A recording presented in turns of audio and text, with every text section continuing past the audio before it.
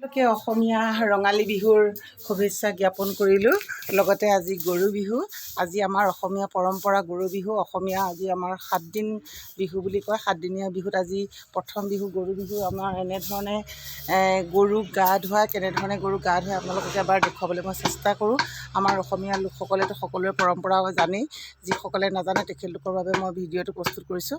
আৰু এয়া এনেধৰণে মাহ হালধি গৰু এনেধৰণে গা ধোৱা হয়। আৰু ভাইটিও আহিছে, বোৱাৰীও আহিছে, সকলোবিলাক। আৰু মোৰ ভাইটি আঁতৰত থাকে চাকৰি সূত্ৰে। সি প্ৰত্যেক বছৰে বিহু দিনাখন পায়হি আৰু এনেধৰণে গৰু গা ধোৱা পৰম্পৰা যি গৰু বিহুৰ নিয়ম নীতি, সি সদায় প্ৰত্যেক বছৰে পালন কৰিবলৈ বুলি আহে। এয়া ল'ৰা, ডাঙৰ ল'ৰা।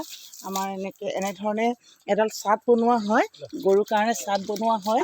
চাটকেইডাল একচুৱেলি মই ভালদৰে আজি বনাবলৈ নাজানিলোঁ, তথাপিতো বনাইছোঁ। ইয়াতে লাও, থেকেৰা, বেঙেনা, তিতা কেৰেলা, হালধি, এই 5 বিধ আছে। 5 বিধেৰে এনেধৰণে চাট বনাই গৰু মানে কোবাই এইকেইডাল এডাল এডাল আচাৰি হয়। এই চাটবিলাকত ভৰাই দিয়ে। ভৰাই লৈ পেলাই লাও খা বেঙেনা খা বছৰে বছৰে বাঢ়ি যা, মাৰ সৰু বাপেৰ সৰু তই হবি বৰ বৰ গৰু। এনেধৰণে এই চাটকেইডালত এটা সেয়া মহামন্ত্ৰ গৰুৰ কাৰণে মহামন্ত্ৰ।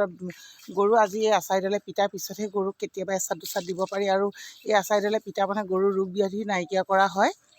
আৰু এইবিলাক গোটেইবিলাক বন ঔষধিও হয় এইবিলাক বস্তু। আৰু এয়া গৰু খোৱাৰ পৰা উঠি লৈ খুৰাত তেল দিয়ে আৰু শিঙত তেল দিলোঁ। গৰু শিঙত মিঠাতেল দিয়ে আৰু খুৰাত মিঠাতেল দিয়ে। এয়া মোৰ শ্ৰীগুৰু, তেখেতো আহিছে কালি ডিউটিৰ পৰা। এয়া ডাঙৰ ল'ৰা। আৰু এয়া গৰুক মাহ হালধি দুইখিনি পিচি কপালত ফুট দিয়ে। তাৰপিছতে গোটেই গাত সানে মাহ হালধিৰে পৰিষ্কাৰ কৰি। আৰু এয়া আমাৰ গধূলালে গৰু নতুন পঘা দিয়ে। আজি গৰু বিহু যিহেতু, গৰুকো আজি আমি লক্ষী বিহু বুলি আমি পালন কৰোঁ। গতিকে গৰুক নতুন পঘা দিয়া হয়। এয়া নতুন পঘা আনিছোঁ আৰু এয়া পানী দি পেলাই ধুৱাই দিছে। এনেধৰণে ধুৱাই দিছে। এয়া সেৱা কৰা এটা পৰম্পৰা। গৰু সেয়া এনেধৰণে গা ধুৱাই সেৱা কৰে। আৰু এইখিনি দি পেলাই এইবিলাক গৰুক মানে কোবায়। এইবিলাকে কোবাই। এয়াই হৈছে গৰু বিহু, অসমীয়া পৰম্পৰা গৰু বিহু। কেনেধৰণে মাৰিব এয়া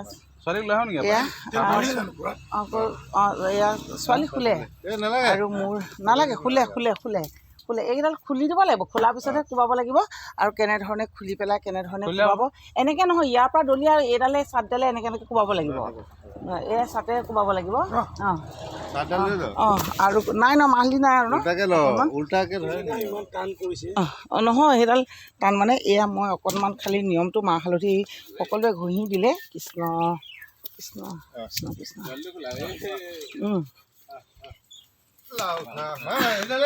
এয়া লাও খা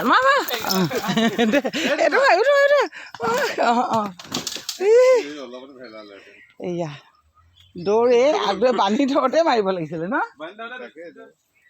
বান্ধি থওঁতে লাও খা বেঙেনা খোৱাকৈ আগ ধৰি মাৰিব লাগে। এয়া এনেধৰণে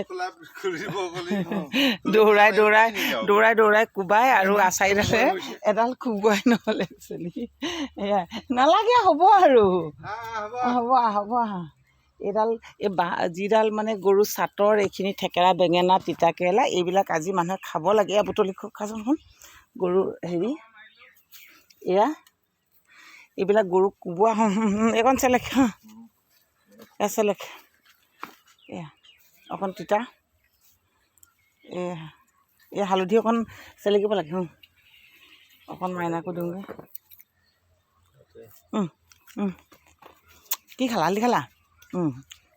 এয়া থেকেৰা খাই একেবাৰে মোক আহিব।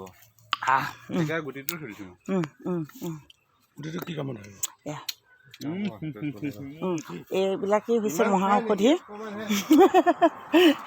এয়া হৈছে মহা ঔষধি হয়। এইখিনি খালে বহুত ভাল, ৰোগ ব্যাধি মুক্ত হয়। গতিকে কোনে এনেধৰণে এয়া গৰু চাটৰ বস্তু খায়। তাৰ লগতে আমাৰ ঘৰলৈ মোৰ বোৱাৰীও আহিছে। তাই কিন্তু কেঁচুৱাটো শুই গ'ল। একচুৱেলি মোৰ ভতিজাজনী শুই গ'ল। সেয়া চাওঁ আহক। আৰু কোন আহিছে? গৰুক গা ধুৱাবলৈ আহি, এইয়া গৰু গা ধুৱাবলৈ আহি এইজনী মোৰ বোৱাৰী এনেধৰণে বহি যাবলগীয়া হ'ল, কাৰণ ছোৱালী শুই গ'ল।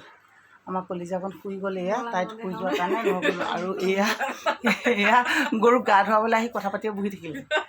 গৰুক গা ধুৱালে। আৰু ধন্যবাদ। এয়াই গৰু বিহু, আমাৰ অসমীয়া পৰম্পৰা।